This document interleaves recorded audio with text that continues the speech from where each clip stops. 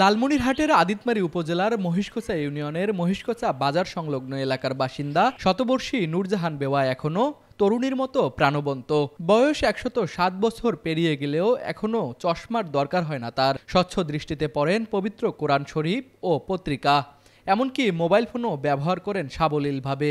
কাপড় কাচা, রান্না, ঘর গুছানো সব কাজই করেন নিজ হাতে। কারো সাহায্য ছাড়াই স্বাভাবিকভাবে চলাফেরা করতে পারেন তিনি। বয়সের ভারে শরীর নুয়ে পড়লেও মনোবল এখনো দৃঢ় ও প্রফুল্ল। আমি বাংলা পড়তে পারি, কোরআন শরীফ পড়তে পারি, পেপার পড়তে পারি, বিনা চশমায় আমি সব কিছু করতে পারি। ভাত রান্না করতে পারি, হয়তো কাল কাপড় কাচি নাড়ি দিয়ে রাখছি। নিজ হাতে ভাত খাইতে পারি, নিজ হাতে ভাত খাইতে পারি, মানুষের সাহায্যে খাইতে পারি না, ঘর ঝাড়ু দিতে পারি। বাংলা ১৩২৫ সালের মাঘ মাসে জন্ম নেয়া এই নারী মরহুম মনির খানের স্ত্রী। ১০০ বছর পেরিয়ে গেলেও শরীরে বাসা বাঁধেনি বড় কোনো রোগ ব্যাধি। তিনি সুস্থভাবে পার করছেন দৈনন্দিন জীবন। ইতিমধ্যে দেখেছেন ৫ প্রজন্মের মুখ। ৪ ছেলে ও ৪ মেয়ের জননী নূরজাহান বেওয়া এখন বাড়িতে থাকেন একাই।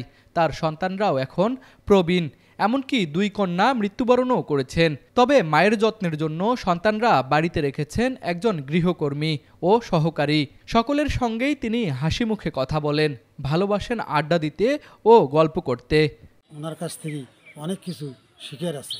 আমরাও ছেলে মেয়ে ওনার কথা মতো মানুষ করেছি। উনি দেখাশুনে মনে করো ঘড়ি দেখা সব কিছু উনি করতে পারে এবং তার মধ্য দিয়ে এখন মনে করো যে ঘড়ির সময় সেটাও ধরতে পারে এবং দেখাশুনে তারপরে হাঁটা এবং ৫ ওয়াক্ত নামাজ পড়ে, শোক সমাজ জন্য আল্লাহর কালাম তেলাওয়াত করে পড়ি। ওই অবস্থায় উনি এখনও যাবতও তার আল্লাহর কালাম তার পেছনে আসে এবং সে আল্লাহর কালাম নিয়ে সে সারা জীবন কাটিয়ে যাওয়ার লাগছে।